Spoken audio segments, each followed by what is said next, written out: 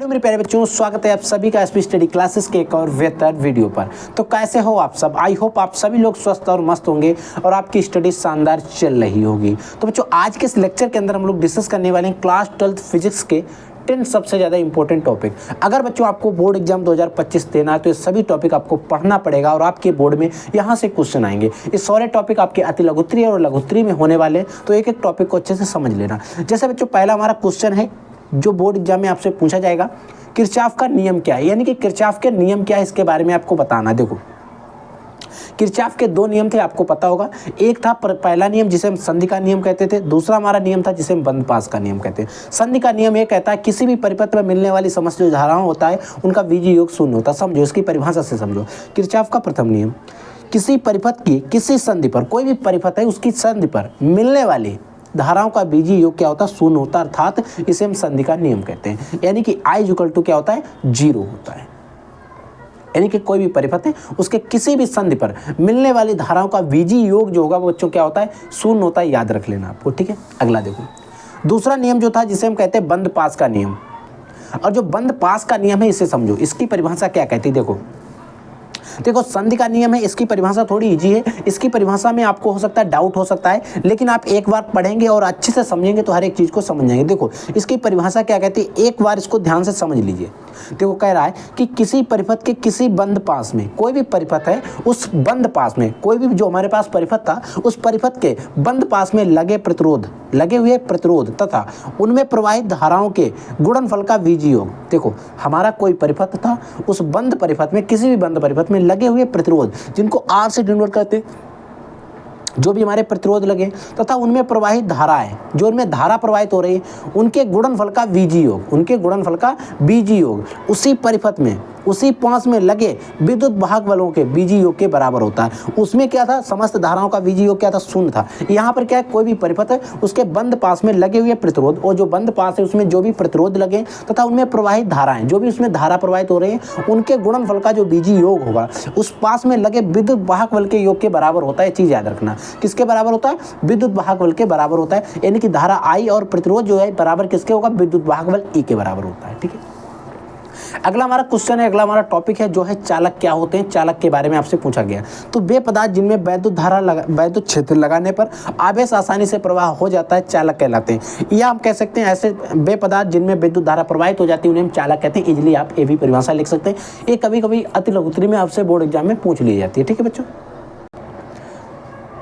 अगला बच्चों, हमारा जो क्वेश्चन है उसमें कहा जा रहा है द्विघात कोण क्या होता है। देखो, आपसे बोर्ड एग्जाम में द्विघात कोण, चुंबकीय क्षेत्र जो है, ऐसी परिभाषा टिप्पणी के रूप में आपसे बोर्ड एग्जाम में पूछी जाएंगी। तो आपको पता होना चाहिए द्विघात कोण होता क्या है। देखो, किसी भी स्थान पर चुंबकीय यामोत्तर, देखो एक चुंबकीय यामोत्तर व भौगोलिक यामोत्तर के बीच के कोण को, के बीच न्यून कोण को उस स्थान का द्विघात कोण कहते हैं। याद रख लेना, किसी भी स्थान पर चुंबकीय यामोत्तर व भौगोलिक यामोत्तर के बीच जो न्यून कोण होता है उसे ही उस स्थान का द्विघात कोण कहते हैं। और सबसे इंपॉर्टेंट चीज जो आपको नोट में याद रखना है, जिस पर आप स्टार लगा लीजिए, इसका मान भिन्न भिन्न स्थानों पर भिन्न भिन्न होता है। बोर्ड एग्जाम में आपसे ऑब्जेक्टिव क्वेश्चन कैसे पूछेगा कि द्विघात कोण का मान अलग अलग स्थानों पर अलग अलग स्थानों पर होता है। अब ऑप्शन क्या देगा? एक समान होता है, बदल जाता है, कोई चेंज नहीं होता है, ठीक है। ऐसे इनमें से कोई नहीं, ऐसा या आपसे हो सकता है कोई नहीं होता। एक ऑप्शन देगा कि बदल जाता है, एक ऑप्शन देगा नहीं बदलता, समान रहता है, दूसरा ऑप्शन देगा दोनों सही हैं, और तीसरा ऑप्शन, चौथा ऑप्शन दे सकता है आपसे कि इनमें से कोई नहीं। तो आपको याद रख लेना, जो द्विघात कोण का मान होता है वो हर एक स्थान पर अलग अलग होता है। याद रख लेना इस चीज़ को, भिन्न भिन्न स्थानों पर भिन्न भिन्न होता है। और यहाँ से ऑब्जेक्टिव क्वेश्चन आपसे बोर्ड एग्जाम में आने के चांसेस हैं जो सबसे ज़्यादा रहते हैं, ठीक है। अगला बच्चों, चुंबकीय क्षेत्र की परिभाषा। देखो, चुंबकीय क्षेत्र क्या होता है। देखो, किसी भी चुंबक के चारों ओर का वह क्षेत्र, किसी भी चुंबक के चारों ओर का वह क्षेत्र जहां तक चुंबकीय वस्तु, चुंबक लोहा कोबाल्ट को अपनी ओर आकर्षित कर ले, उसे चुंबकीय क्षेत्र कहलाते हैं। देखो, हो सकता है आप प्रैक्टिकली इस चीज को देख लेना। आप किसी भी चुंबक को लेना, उसके पास लोहा के कुछ टुकड़ों को लेना और डाल लेना। कुछ जो टुकड़े ऐसे होंगे जिनको चुंबक अपनी ओर आकर्षित कर लेगा, और कुछ ऐसी दूरी आ जाएगी जहां के टुकड़ों को चुंबक अपनी ओर आकर्षित नहीं कर पाएगी। और जहां तक के चुंबक अपनी ओर आकर्षित कर रही है चारों ओर के, क्षेत्र के जो भी लोहे के या कोबाल्ट के टुकड़े होंगे उनको आकर्षित कर रही है, तो अगर उतने जितनी बीच के वो लोहे या कोबाल्ट को आकर्षित अपनी ओर कर रही है, वो जो क्षेत्र होगा उस चुंबक के चारों का, उसे ही हम चुंबकीय क्षेत्र कहते हैं। मैंने इस पूरे टॉपिक को अच्छे से प्रैक्टिकल के साथ पढ़ाया हुआ है, चैनल पर जाकर वीडियो देख लेना। अगला टॉपिक है बच्चों, विचलन कोण क्या होता है। विचलन कोण क्या है इसके बारे में आपको पता होना चाहिए। प्रिज्म पर आपतित किरण की दिशा, जो हमारा प्रिज्म होता है उस पर आने वाली किरण की दिशा, तथा अपवर्तन के पश्चात निर्गत किरण की दिशा। देखो, प्रिज्म पर आने वाली किरण और उसके अपवर्तन होगा, रिफ्लेक्शन होगा, उसके बाद परावर्तन के पश्चात प्रिज्म से निर्गत किरण की दिशा। निर्गत किरण की दिशा के बीच बना जो कोण होता है उसे विचलन कोण कहते हैं। ठीक है, याद रख लेना।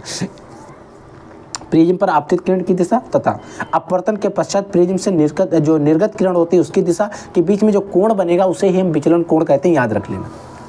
लेंस की फोकस दूरी किन बातों पर निर्भर करती है, याद रख लेना। लेंस की फोकस दूरी लेंस के पृष्ठ की वक्रता त्रिज्या पर, लेंस के पृष्ठ की जो वक्रता त्रिज्या होती है उस पर भी, लेंस के पदार्थ के अपवर्तन पर तथा प्रकाश के रंग पर भी निर्भर करती है लेंस की फोकस दूरी। इंपॉर्टेंट है, याद रख लेना। स्वस्थ आंख का निकट बिंदु कहाँ पर स्थित होता है? स्वस्थ आंख का निकट बिंदु 25 सेंटीमीटर पर स्थित होता है और दूर बिंदु बच्चों अनंत पर स्थित होता है, याद रख लेना। यहाँ से भी बोर्ड एग्जाम में कई बार क्वेश्चन जो है पूछे जा चुके हैं।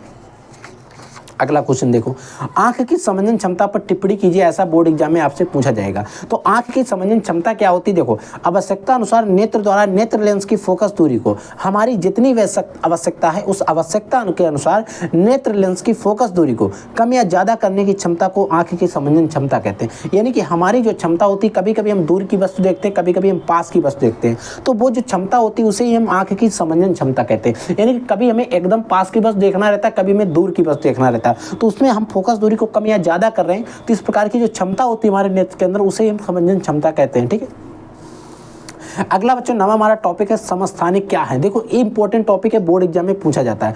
वे तत्व जिनके परमाणु क्रमांक समान तथा द्रव्यमान संख्या भिन्न होती समस्थानिक कहलाते हैं। एक बच्चों संभारिक होते हैं वे तत्व जिनके परमाणु द्रव्यमान समान परंतु परमाणु क्रमांक संख्या भिन्न होती है, उन्हें संभारिक कहते हैं। ठीक है, तो इसमें क्या होता है, वे तत्व जिनके परमाणु क्रमांक समान होते तथा द्रव्यमान संख्या भिन्न होती, जैसे बच्चों Cl1735 लिखा जाता है और Cl36 भी लिखा जाता है। एक्चुअल में Cl1735.5 होता है, जो आप इसको देखेंगे। तो इसका एक एग्जांपल इसको आप याद रख लेना, हाइड्रोजन का भी लिख सकते हैं। ठीक है, तो नाभिकीय बल की परिभाषा दीजिए। देखो, नाभिकीय बल की जो परिभाषा होती है इसके बारे में आपसे बोर्ड एग्जाम में टिप्पणी के रूप में पूछा जाता है। यानी कि नाभिकीय बल पर टिप्पणी कीजिए, समस्थानिक पर टिप्पणी कीजिए, आंख की समंजन क्षमता पर टिप्पणी कीजिए, ऐसा क्वेश्चन बोर्ड एग्जाम में हमसे पूछे जाते हैं।